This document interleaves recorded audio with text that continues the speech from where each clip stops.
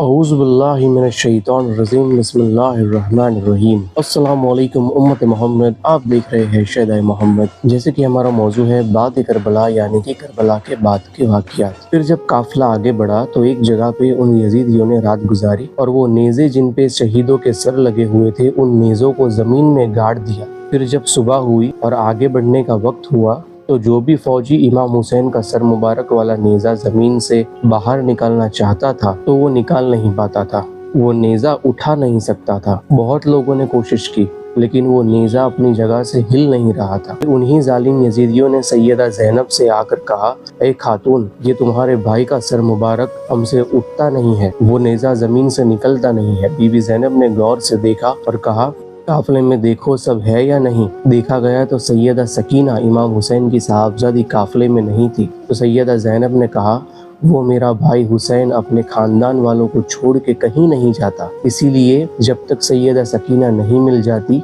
मेरा भाई हुसैन का सर मुबारक आगे नहीं बढ़ेगा। ढूंढो सकीना कहाँ है। लोगों ने ढूंढना शुरू किया। पहाड़ की एक छोटी सी चोटी पर एक खातून एक औरत की गोद में बैठी हुई दिखाई दी। वो औरत 9 साल की सैयदा सकीना को सहला रही थी, उनसे बातें कर रही थी। सैयदा ज़ैनब ने दूर से देखा, कहा, सकीना, जाने का वक्त हो गया, तुम क्या कर रही हो। जब करीब जाके देखा तो वहाँ कोई औरत नहीं थी। सैयदा ज़ैनब ने पूछा, क्या कर रही थी तुम, यहाँ कैसे आई, वो औरत कौन थी जिनकी गोद में तुम बैठी थी और बातें कर रही थी। तो सैयदा सकीना ने कहा, मुझे नहीं पता फूफी जान, वो औरत एकदम से आई, उन्होंने मुझे अपनी गोद में उठाया, मेरा माथा चूमा। मैंने पूछा, आप कौन हो। तो उसने कहा, ए मेरी बच्ची, तू नहीं जानती, मैं तेरी दादी फातिमा ज़हरा हूँ, रसूलुल्लाह की शहज़ादी हूँ। सैयदा सकीना ने कहा, मैं अपनी दादी फातिमा की गोद में सो गई और वो मुझे सहला रही थी, मुझे हाथ फेर रही थी और पूछ रही थी कि करबला में क्या हुआ, मुझे बताओ। तो मैं दादी को अली अकबर, अली असगर, हज़रत कासिम और मोहम्मद अब्बास अलमदार की शहादत सुना रही थी। वो रोती गई और उनके आंसू मुझ पे गिरते रहे। मैंने पूरी दास्तान सुनाई अपनी दादी फातिमा को। ये सुनकर सैयदा ज़ैनब जोर से पुकार उठी और कहा, माँ फातिमा, आप भी बेकरार है, आप भी गमगीन है। इस मौके पर मुझे एक बात याद आती है कि हज़रत इमाम मुस्लिम जो ताबई है, ताबई उसे कहते हैं जिसने ईमान की हालत में सहाबा इकराम को देखा और ईमान की हालत में ही इस दुनिया से रुखसत हुआ, उसे ताबई कहा जाता है। तो इमाम मुस्लिम ताबई है।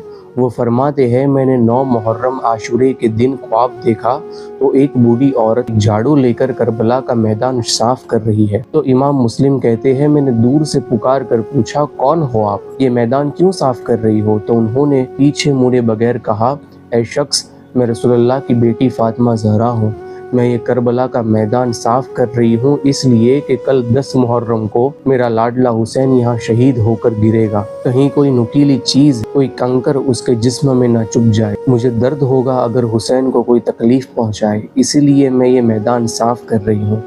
अल्लाहु अकबर। ए लोगों, हम उस माँ फातिमा का गम नहीं जान सकते। जिस रास्ते से जालिम यजीदी लश्कर खानदान अहले बैत को कैदी बनाकर ले जा रहा था, उसी रास्ते पर एक मनहूस आदमी का घर था जिसका नाम खोली बिन यजीद था। जैसे ही वो घर के पास पहुँचे शाम हो गई थी, इसीलिए यजीदियों ने उनके चारों ओर डेरा डाल दिया और दरवाज़ा खोल दिया।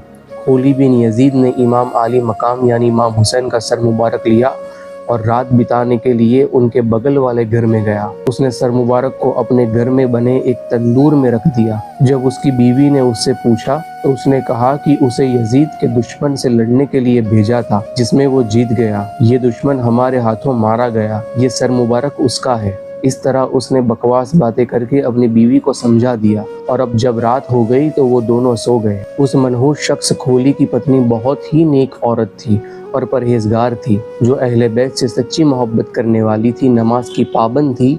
ये औरत तहज्जुद की नमाज अदा करने के लिए रात को उठी। उस दौरान उसकी नज़र अचानक उस तंदूर पर पड़ी तो उसने देखा कि इस तंदूर से बहुत तेज़ चमकती हुई रोशनी निकल रही है। वो सोचने लगी कि तंदूर में आग की एक चिंगारी नहीं है और ये पूरी तरह से ठंडा है, फिर ये तेज चमकती हुई रोशनी आखिर आ कहाँ से रही है और क्यों निकल रही है। जब वो इस सोच में डूबी हुई थी, उसने देखा कि कुछ पाक औरतें इस तंदूर के पास आई اور تندور سے امام حسین کا سر اقدس نکالا۔ جب اس نے دیکھا کہ سر اقدس یعنی سر مبارک سے بھی نور کی کرنیں نکل رہی تھی، اس پاک عورتوں نے اس سر مبارک کو کستوری اور گلاب کے پانی سے غسل دیا اور بڑے پیار اور ادب کے ساتھ ان پاک عورتوں میں سے ایک نے امام حسین کے سر مبارک کو اپنے سینے سے لگایا اور آنکھوں سے آنسو بہاتے ہوئے کہا، اے میرے لخت جگر اور میرے معصوم شہید، اللہ تعالیٰ تمہارے اس بے گناہ خون کا بدلہ قیامت کے دن ضرور لے گا، اور تب تک اللہ کا تخت میں میرے ہاتھ سے نہیں چھوڑوں گی۔ اس کے بعد اس نیک عورتوں نے سر مبارک کو بڑے ادب و احترام کے ساتھ واپس تندور میں رکھ دیا اور اپنے ساتھ آئی عورتوں کے ساتھ واپس چلی گئی۔ اس پاک عورتوں کے جانے کے بعد سر اقدس سے نکلنے والی روشنی بھی بند ہو گئی۔ یہ نورانی منظر دیکھ کھولی بن یزید کی بیوی ترنت اٹھ کر تندور کے پاس آئی، پھر پورے ادب و احترام کے ساتھ سر مبارک کو نکالا اور اسے غور سے دیکھنے لگی۔ جبکہ اس نے کئی بار امام حسین کو دیکھا تھا، اس نے ترنت پہچان لیا کہ یہ سر مبارک بی بی فاطمہ زہرا کے جگر کے ٹکڑے امام حسین کا ہے۔ اس طرح وہ چلائی اور بے ہوش ہو گئی، اور جب وہ بے ہوشی کی حالت میں تھی، اس نے دیکھا کہ کچھ بزرگ اس کے پاس آئے اور کہا، اے نیک عورت، ڈرو مت اور بالکل بھی چنتا مت کرو، یہ ظلم تو تمہارے شوہر اور اس کے ساتھیوں نے کیا ہے، قیامت کے دن ان سے بے شک حساب لیا جائے گا، اور تم پوری طرح سے بے قصور ہو، تمہیں بالکل بھی ڈرنے کی ضرورت نہیں ہے۔ یہ سن کر اس نے بزرگ سے پوچھا، یہ تو بتاؤ کہ وہ کون نیک عورتیں تھی جو آپ سے پہلے ابھی آئی تھی اور سر مبارک کو اپنے سینے سے لگا رہی تھی؟ جواب میں انہوں نے کہا، وہ نیک اور پاک عورتیں اس سر مبارک کو باری باری سے اپنے سینے سے لگا رہی تھی۔ ان عورتوں میں سیدہ خاتون جنت فاطمہ زہرا تھی، حضرت خدیجہ الکبریٰ، حضرت عائشہ صدیقہ اور حضرت مریم بنت عمران تھی۔ اس بزرگ کی یہ باتیں سنتے ہی کھولی بن یزید کی بیوی کو ہوش آیا، اور اس نے بڑے ادب و احترام کے ساتھ سر اقدس کو پھر سے تندور سے اٹھایا اور اسے ایک اونچی جگہ پہ ادب و احترام کے ساتھ رکھ دیا۔ پھر اپنے شوہر کو جگایا اور آنکھوں میں آنسو بھر کر بڑے غصے سے بولی، ارے او بدبخت جہنمی، تم تو کہتے تھے کہ تم یزید کے دشمن سے لڑنے گئے تھے۔ اے ظالم، تم نے مجھے صاف صاف کیوں نہیں بتایا کہ تم دولت کی لالچ میں اللہ کے رسول صلی اللہ علیہ وسلم کے پیارے نواسے کے خلاف لڑنے گئے تھے؟ وہ پھوٹ پھوٹ کر رو رہی تھی اور بولی، ارے کمبخت، یہ تو پیارے امام حسین کا نورانی سر مبارک ہے۔ اب تم کان کھول کر سن لو کہ اب سے میرا اور تمہارا کوئی رشتہ نہیں، اب تم سے میرا کوئی واسطہ نہیں۔ اس ظالم کو یہ کہہ کے وہ نیک عورت چادر اوڑھ کر گھر سے باہر نکل گئی۔ اس کے بعد کسی کو کوئی خبر نہیں تھی وہ عورت کہاں چلی گئی، صرف اللہ ہی بہتر جانتا ہے۔